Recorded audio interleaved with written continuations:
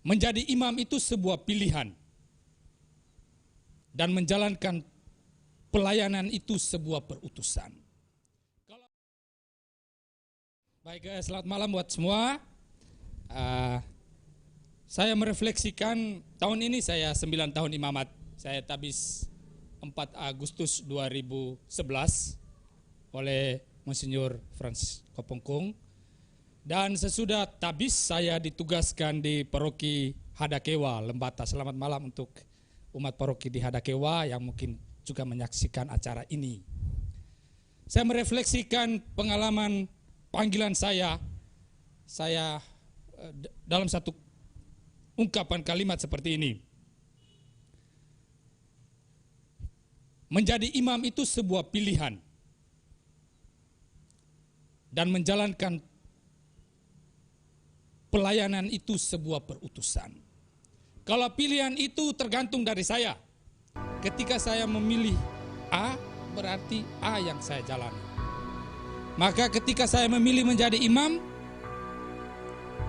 dunia hidup saya sebagai seorang imam itulah yang saya jalani. Tetapi saya katakan bahwa pelayanan itu sebuah perutusan. Perutusan yang diberikan oleh pimpinan kepada saya, dalam hal ini Bapak Uskup. Dan refleksi inilah saya bangun, saya alami, dan saya jalan di dalam hidup saya. 5 tahun berkarya di Lembata, di paroki Hadakewa, memang menjadi suatu tantangan tersendiri. Tantangan dari medan pastoralnya, juga tantangan lain yang saya alami di sana. Tetapi sebuah perutusan harus saya jalani dalam sebuah kesetiaan. Sehingga ketika saya diminta oleh Bapak Uskup untuk kembali melanjutkan studi, sebagai manusia saya menolak. Untuk apa lagi saya studi? Saya cukup menjadi imam di kampung, itu sudah saya bahagia sekali. Tetapi sekali lagi, setiap pelayanan adalah sebuah perutusan. Bapak Uskup sebagai wakil dari Kristus menugaskan kepada saya untuk menjalani tugas perutusan yang demikian. Saya studi, saya pergi ke Jakarta, pergi tes, lalu setelah dinyatakan lulus, saya melanjutkan pendidikan di sana. Saya ambil S1 juga. Jadi sesudah S1 filsafat, lalu teologi non gelar, lalu saya ambil S1 lagi, jadi double degree. Jadi S1 filsafat, ini saya ambil S1 teknik informatika di BINUS, Universitas Bina Nusantara. Kembali saya belajar di perguruan tinggi. Teman-teman saya adalah anak-anak yang baru tamat SMA. Jadi waktu itu ada yang tanya saya, "Moses, umurmu berapa?" Saya jawab, kita beda-beda tipis lah. Kita kan baru tamat SMA semua.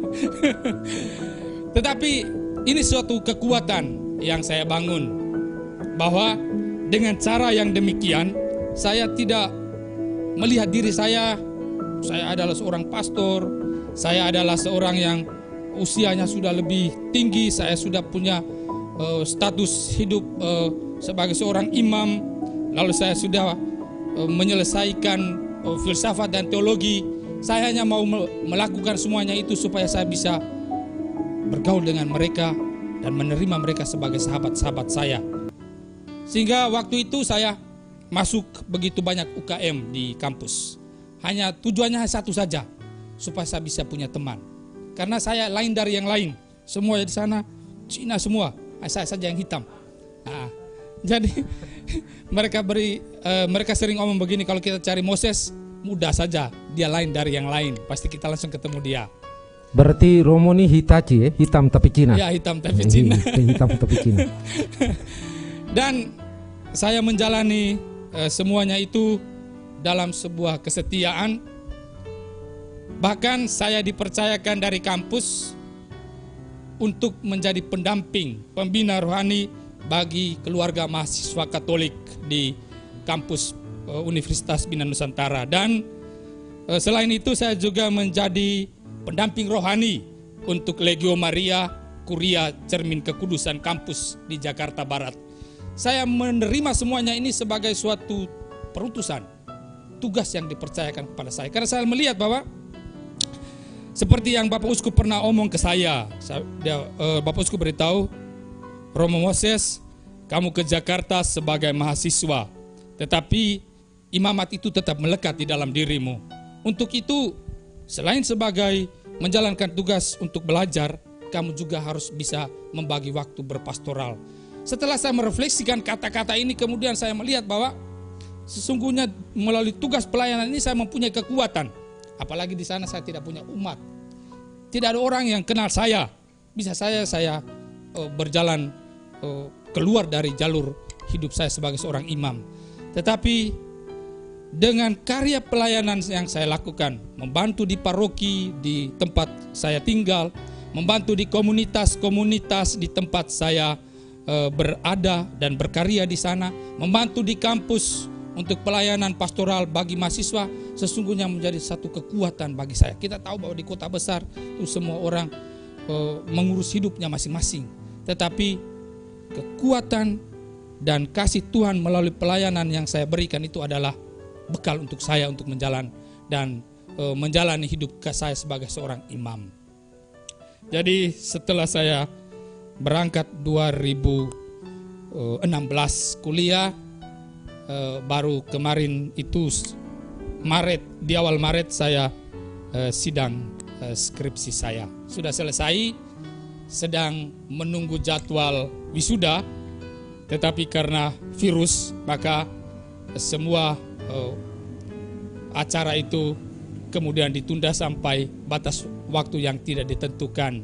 Dan karena itu kemarin saat tabisan Uskup Ruteng Monsinyur Sepri, saya kembali ikut tabisan di Ruteng, dan karena Jakarta sudah semakin tidak nyaman, maka saya kembali ke sini. Jadi memang saya baru untuk di Larantuka, apalagi di katedral.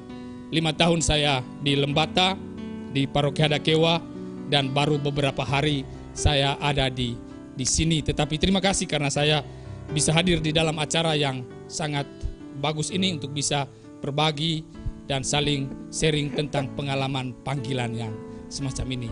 Mungkin ini 1-2. Persoalan saya begini, Romo. Ya. Jakarta, Romo bertemu dengan semua orang dengan status sosial yang berbeda. Ya.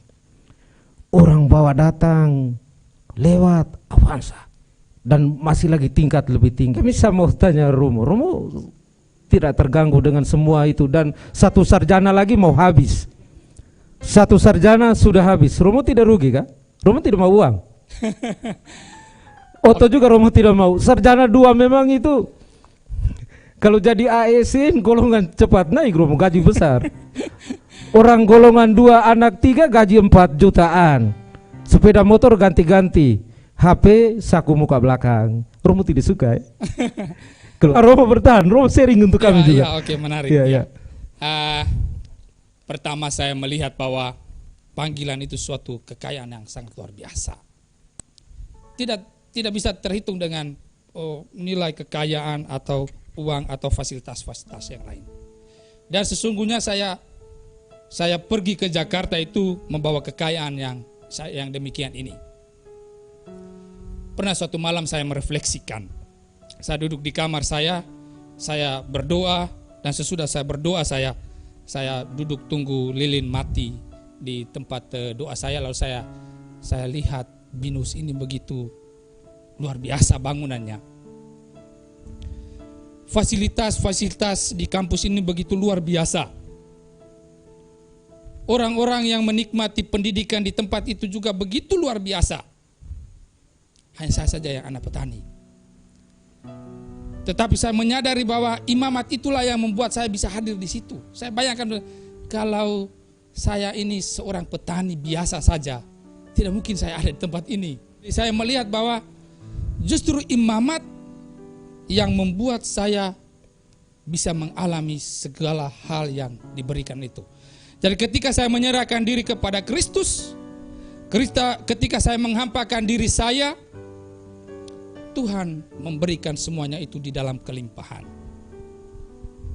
Setiap orang yang memberi diri dengan ketulusan, setiap orang yang memberi dirinya segala-galanya dia berikan.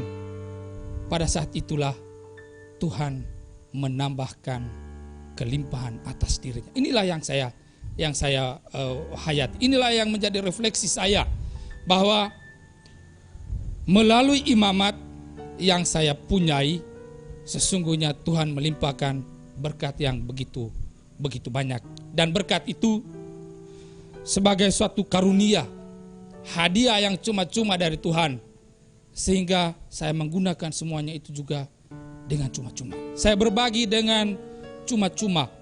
Saya berbagi dari semua yang bisa saya berikan, sehingga saya melihat bahwa imamat ini suatu karya yang luar biasa dari Tuhan. Tuhan memilih saya untuk menjadi pelayannya.